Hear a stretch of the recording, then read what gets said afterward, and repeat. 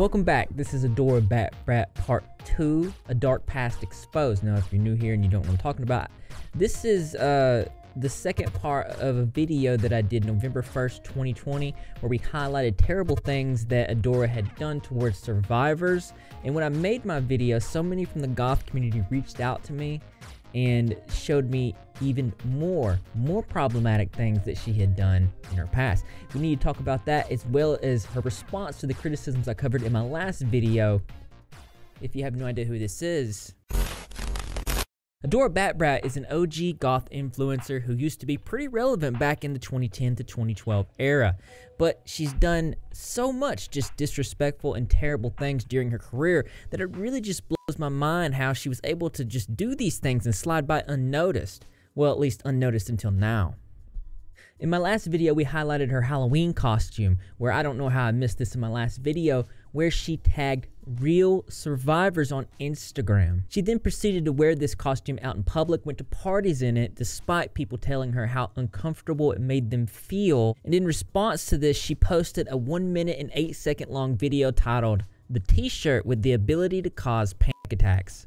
The consistency of this video was to blame survivors for not being smart enough to understand her intent, and showing scenes of a gun pointed at the viewer and at sometimes the head of an individual, while at the end of this video it had the promise that there would be another controversial offensive act. It's clear to me that she stands behind her actions and truly believes everything that she says. We're going to talk more about this a little bit later in the video. Keep in mind that she blocked and ignored several survivors after, and only after she responded to them saying that she was sorry, took down the original post, backpedaled, and then put it back up, saying that she had to put it back up because she believed that she did this out of pure heart. When you do things out of a pure intention and of pure heart, the universe has a way of working with you, and that's not what's happening here.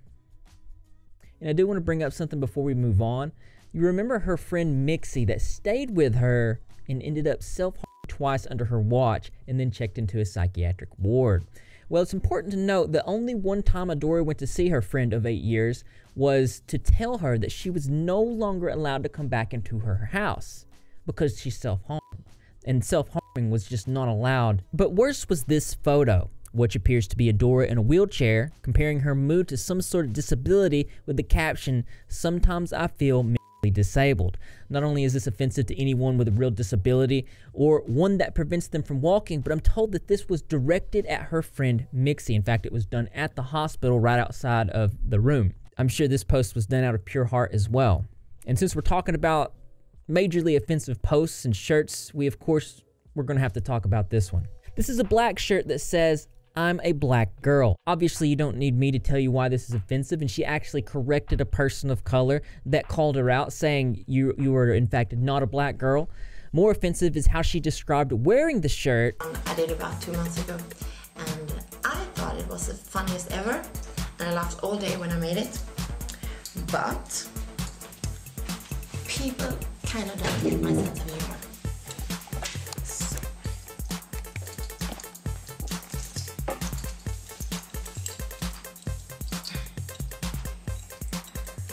When you have long hair, snags and everything. Okay, now, there you go. This one, isn't it like the funniest ever? Now I want to break this down as to why she thinks this is funny, and why do you think she thinks this is funny? Well, clearly it's because she thinks racism is funny. She thinks the triggering reactions that she's going to get from people of color when they read her shirt so clearly and obviously disrespecting their entire culture is good fun. But it gets worse. The name of this video is Goth Girls and Razor Knives, and all throughout this video she promotes and glorifies self-harm. She alludes, like from the start of the video, that this is an instruction video on cutting. Every goth girl owns one of these. You shouldn't use it to yourself, and I'm here to give you an alternative. Although blood is nice. And at the end of the video, she makes a joke about self-harm. Now when I think about it, that kind of makes me depressed now.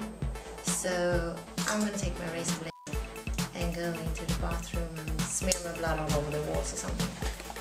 Just so we're clear, this video starts and ends as if it were an instruction booklet on how to self-harm. If a child were to happen across this video, it drives home a pretty clear point that the object in her hand causes harm. The intentional subconscious underlying point of this video is both insidious and dark. Now, I feel like there's a possibility that Adora is racist or has racist tendencies. In this post here, she promotes all lives matter while calling Black lives matter stupid. She goes on to use ignorance as an excuse, which is definitely not uncommon of her, and then goes on to say that the United States is just so vastly different from Sweden. I guess we'll have to be the one to let her know that that excuse won't work in this situation, as Black Matter was an international phenomenon, with just in June and October there being several demonstrations in Sweden. When you pair that with other things that she said and done, it really paints a very clear picture on where she stands. In another post, she attempts to compare a woman in black to a man dressed up as a vampire for Halloween, saying, "Dress in any costume you like." You also will not be surprised to know that she tries her hand at anti-jokes. Here she pretends to be Hitler with the hashtag just a joke but hurts, making fun of evil. Also, this was when she visited Germany. And in another instance, Adora actually faked an underage pregnancy, saying that her sister was her daughter. I will let you in on my biggest secret, my best kept secret ever. Shh, you can never tell. I think I better sit down for this one. Oh my god, is she really going to tell us? Will she tell us that she's in fact a man? No, I will not. I'll save that one for later. Oh, so... I'm sorry about that one. I just had to. But, okay, thing is, me and my husband, we got together the 5th of January 1989, 23 years ago. And my sister Jenny, she's 23 years. I think you know where I'm heading with this one, okay? Yeah, so the truth is, I'm really Jenny's mom.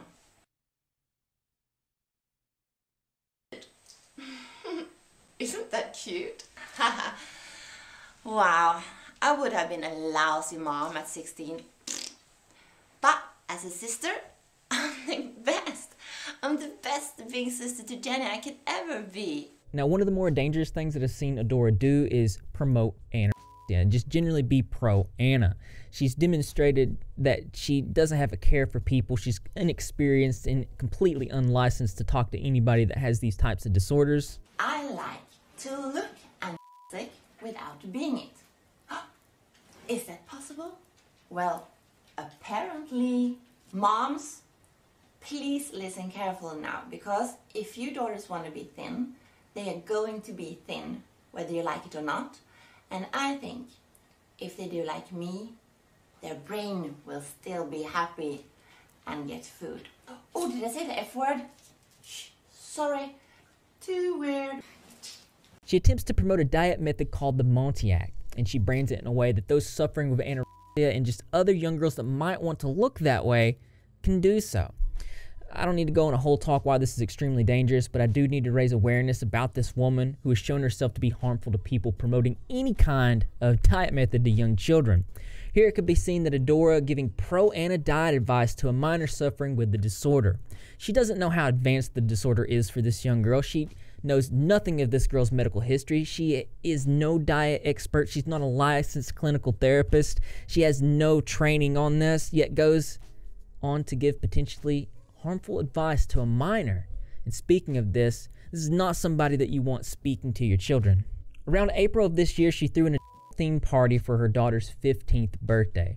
She said it was normal, and her reasoning was that her parents threw her this type of party. It was some sort of coming-of-age ceremony that she wanted to do the same for her daughter. She posted this to social media, then deleted many pictures due to backlash. Now, I'm not against cultural traditions, but I'm not sure if that's what this is, as I've talked to multiple people from Sweden that have reached out to me saying this is in fact not a normal thing. Now, there's a lot more information that I can put into this video, but I think you pretty much understand where I'm coming from. Adora BatBrat reminds me of somebody that I used to know. These type of people live in their own world and really don't care about anything outside of it. They will say that they are great people, that they're the best people that there ever has been, but they encompass themselves in a shell of people who only agree with them and are fascinated with them. They often talk a lot about other people behind their back and seem to be motivated by the feeling of being right, even if they're far from it. They feel like they know enough and rarely venture outside of their own comfort zones to learn more. I wanted to make this video to give you guys a heads up, but also to tell Adora that there are things that she can learn outside of what she already knows, and it might be a good idea for the sake of the people in her life and people that you directly impact to understand that your ideals and how you feel about certain things aren't the only thing in the world that exist. And it might do you some good to think about other people for a change. As interesting as this is, there's always something that's more interesting to me. That's right, you guessed it. I want to know what you think. So why don't you go ahead and leave your creative and or interesting responses in the comment box below. Thumbs up for those likes. As always, brothers and sisters, I will see you in the next video. That was heavy. A lot of stuff went into this video. But I'd like to thank my patrons. I really appreciate you guys. And if anybody else wants to become a patron, you can get your name right here at the end of the video. A link will be in the description below. Let's get some positivity turtles in the chat. I'd appreciate that. And also your best positive quotes would be also highly welcomed. We're going to do a cooking stream on my Twitch channel when we get to 2,000 followers. We're currently at a little bit over 1,400. So if you're interested in having the best cooking tips in the world and not burning the house down, go give that a follow. Also, if you guys want to directly reach out to me, you have anything that you want to talk to me about, or some topics that you want to see me cover, then you can go to my Instagram. It's Instagram/the.Repzilla and DM me. My DMs are open and allow me a couple days. I will get back to you. Other than that, that's just another way to show that you're repping, and if you're not repping, you're Greg, and how you do that. I'll get your subscribe and notifications turned on. Be in the comment section after every single video, because I'm going to be there. Greg the Cat's going to be there, and the rest of the Repzilla community as well, and I expect to see you there too, because this channel loves you. Oh, Twitter's got stories now, so go follow the Twitter if you want cool stories.